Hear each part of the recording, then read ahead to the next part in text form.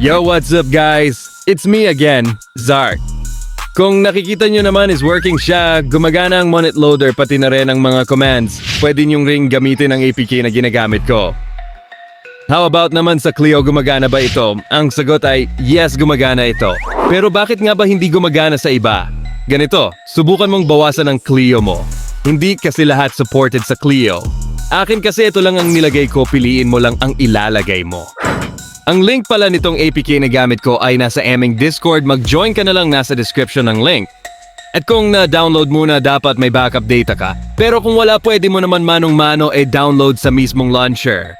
At kapag na-download muna, ay pumunta ka sa setting at gayahin mo ito.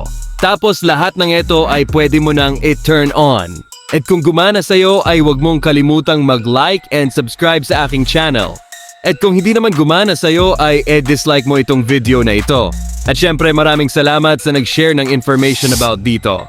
Sensya na medyo late lang ako ngayon. Yun lang, maraming salamat sa panonood.